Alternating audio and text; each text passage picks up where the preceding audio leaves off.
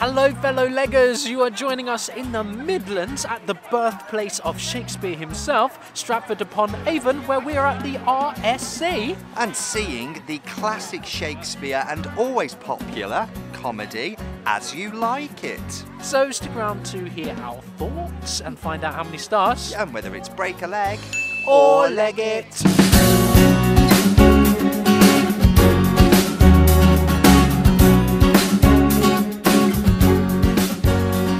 Yes, fellow leggers, we're at the beautiful Stratford-upon-Avon. This is such it's a very touristy town. It's always busy, and the RSC is kind of the hub of that attraction in a way. There's a lot of attractions to do with Shakespeare. Inside the RSC is also an awesome bookshop. There is an awesome bookshop, and where else can you catch a Shakespeare play all year round and say you saw it in Shakespeare's birthplace, hometown? You know, it's such a treat to come here, and we absolutely love visiting and highly encourage that you do too. Today we are seeing the romantic comedy believed to have been written by William Shakespeare in 1599. I like that caveat, believed, because we have to... Well, believed to be written by him in that year, not written by him at all. Like, I'm pretty sure it's him. I think it's one of those where we're kind of pretty sure that it was him. It wasn't a Marlowe jobby. Was first published in 1623, and the story follows its heroine Rosalind as she flees persecution in her uncle's court, accompanied by her cousin Celia, and finds safety and even love in the forest. Okay. On their journey, they meet a variety of larger-than-life characters who offer their support and services to the escaping pair as they discover their deeper selves. Their deeper selves? Yeah. This piece was my very first encounter with Shakespeare outside school. Yeah, when I was 15, 16, as part of an amateur production. We went out into the sticks, this big kind of wooded area. We performed it in the public, and I think I was Orlando. Oh, really? Yeah. Fascinating. I really hope now. I really hope now Orlando's a character in this, and you're not just getting really confused. I think it was Orlando. I'll put that caveat in there. Well, Kimberley Sykes directs this new riotous gender-bending production. Her previous credits include Iron Man at the Pleasance Theatre and Dido, God of Carthage, right here at the RSC, although I believe it was in the smaller space, not on the Royal Shakespeare Theatre stage. Okay. Runtime 2 hours and 30 plus interval. Okay. We're going to tell you a bit more information at the end about how you can catch this, because it's heading out on tour and it's getting a cinema broadcast. So stick around for details of that. I'm looking forward to it. There's an interval, so you'll be getting a breakdown. And stick around to hear our thoughts and find out how many stars. It's the interval, which means it is time for the break-a-leggers 30-second interval breakdown. Go! What do you think so far? Shall I go first? Yeah. As You Like It, I like it a lot. I'm really enjoying it. I think performances are really good. It's told in a really quite amusing way. I'm really enjoying it. How about you? I think the concept is strong. It was a huge setup, and it felt a bit lengthy for me in the beginning, but it's hit its stride now, and I'm looking forward to see how the story pans out. I think it's got a lot to offer, and I think the direction is very open.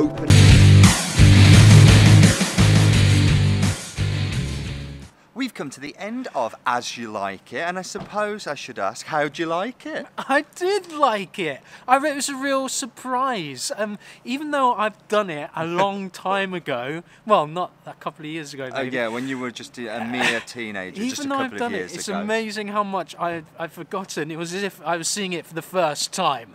And it is a bit of a weird piece, a bit of a strange piece. It follows a lot of trends of Shakespeare, gender swapping, female character. Hiding as a in man. plain sight as a man. It's got all of those kind of themes. The hallmarks of the popular entertainment of the day, really. Exiled uncles and brothers and love-hate relationships. And the fool in there as well. Yes. It's got all of those things. All of the things that you know and love, though, about Shakespeare. And I don't know about love, but you know those things that are familiar and comfortable about a Shakespeare. It's all in there. It's one of those. It's one of those. It's one of those. And I really enjoyed it. I really enjoyed what they'd done. Yeah. Sometimes I think, oh, we're going to see a Shakespeare. Am I going to understand it? Or is it going to be a 3-hour mental exercise of trying to keep up with the text and decipher what they're saying and make sense of a story? But I got it. And I think the way it was directed and the stories, the way they're expressing themselves and what they said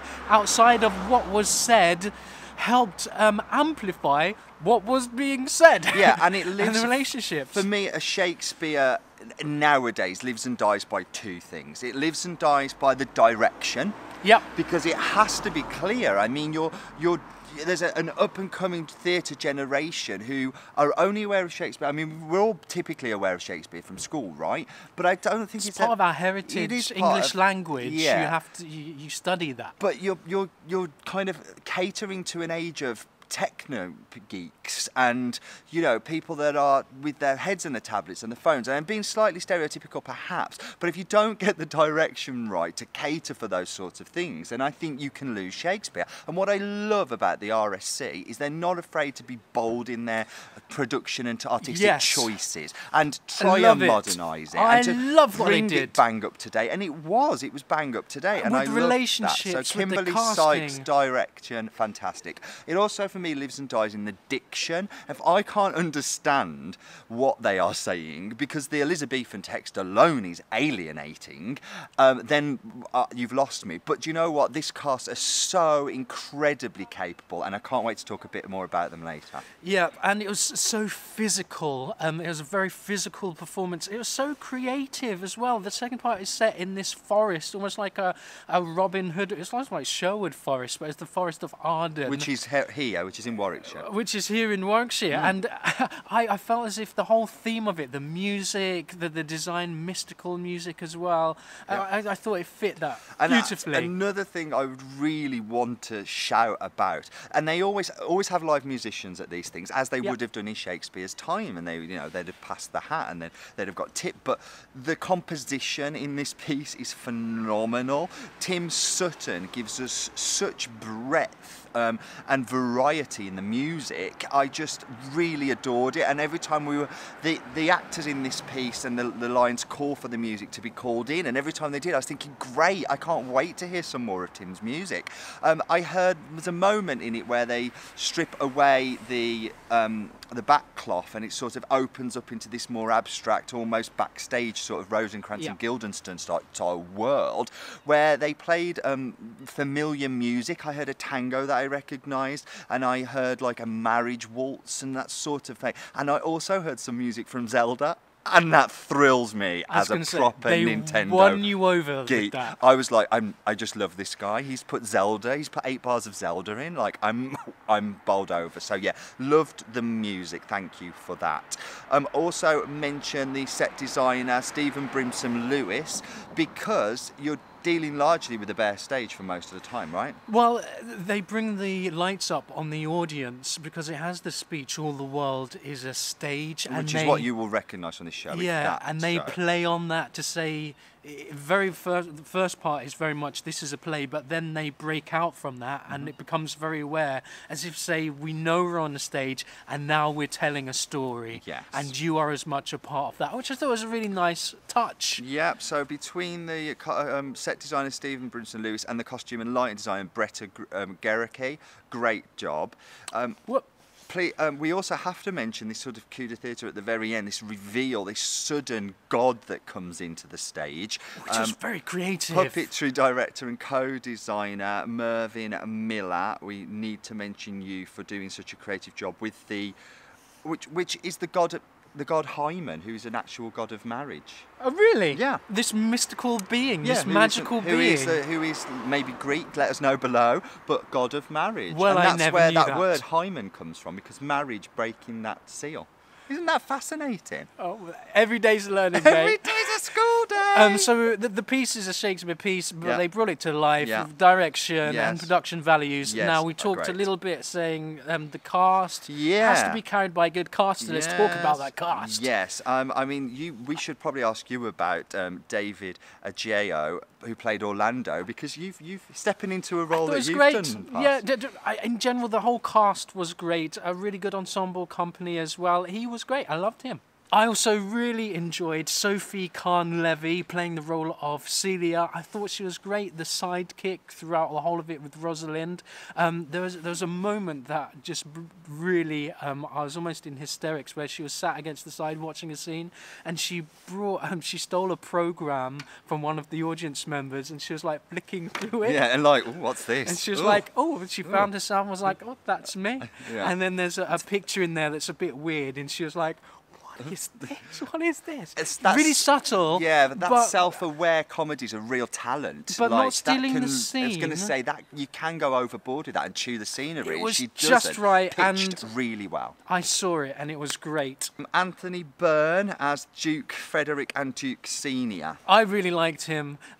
Two characters, polar opposites really in their disposition, and he played them very well. I liked him a lot. I was captivated by his performance. Yeah, I felt that he must be someone with a huge amount of Shakespeare credits to his name, because you know, he was just outstanding in delivering those lines, and which has very to be comfortable. Done. We had comic relief by way of Sandy Grierson in the role of Touchstone, and my God, he's almost grotesque in his foolishness, and he's the fool, that. Yeah. and yeah, grotesque is a good word. The audience loved him. Yes, and again, physically, the way he looked, the way he dressed as well. I loved the costuming of his character. He reminded me of sort of Drop Dead Fred. You know, that very sort of over the top, yet sort of just a gross out humour. That sort of, it was a masterclass in disgusting slapstick at times. He was great. And talking about Drop Dead Fred, that was played by Rick Mayall. Okay. And Lucy Phelps in the role of Rosalind, and Ganymede, who is the male that she plays. Honest to God, at times I thought she'd gone to the Rick Mayall school of facial sort of reactions. Which one is this? This is the lead female. This was a masterclass in physical performance. Because she plays a man who is, well, she plays a woman disguising herself as a man, and has to have these two, I mean, she starts off so glamorous and almost princessy, and completely different. I wanted to say like Real Housewives of like sort of Chelsea, you know, that sort of Chelsea, what's it called? No idea. Towie. What is it? Towie, Made in Chelsea. Not Towie. Made in Chelsea, kind of like that. Yeah, the Made in Chelsea sort of hoity-toity, upper class, very feminine, and then has to pretend to be a man and take on these sort of mannish actions. That was my example, that's my example of the mannish action. So I get it right. I absolutely loved Lucy Phelps. I thought she was fantastic. She made the show for me. I was captivated. The energy that was coming out, the precision, the looks, and the connection with the audience. I want to see Lucy again and again and again. That's what I'd say. Brilliant. In fact, you know, I would probably go as far as to say that she is worthy of a Lega nomination. Not a Breaker Lega Award 2019 nomination for Best Actress. Yes, that's where I put it. Ladies and gentlemen, I cast that nomination. I completely agree with you. I think what she did up there was outstanding, and you are right, she made the show for me. It was. And can you imagine doing that 2 nights in a row? I know. Ugh. Yeah, incredible absolutely work. Fantastic. I'd love to see her again. Yeah, absolutely. A worthy award nominee. Thank you for your performance. Let's round it up. Okay, we're rounding up. I guess you're probably wondering how many stars we are going to give. As you like it. Playing As here you like at it. the RSC in Stratford. For this piece, we are going to give 4 stars for this piece. A really fun surprise. Yeah, just a great fun evening out, an accessible Shakespeare yet again, told in a modern way by the RSC, who have done something with the production.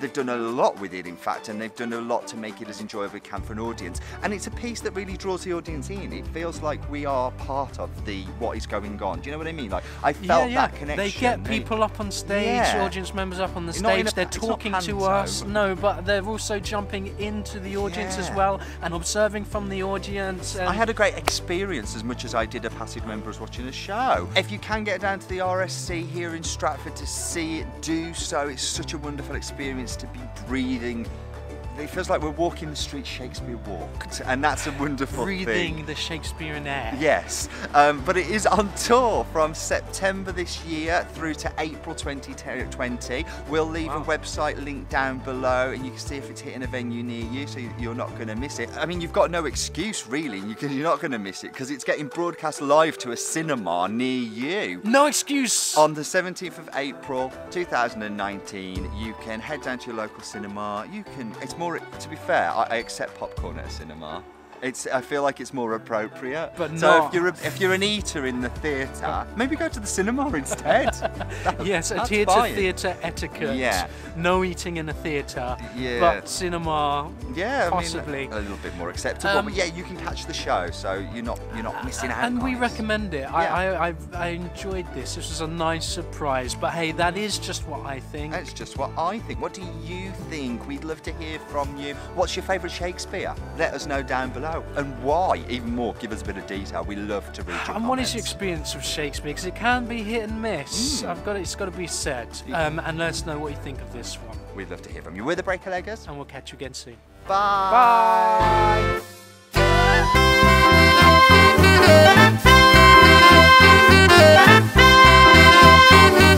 Bye.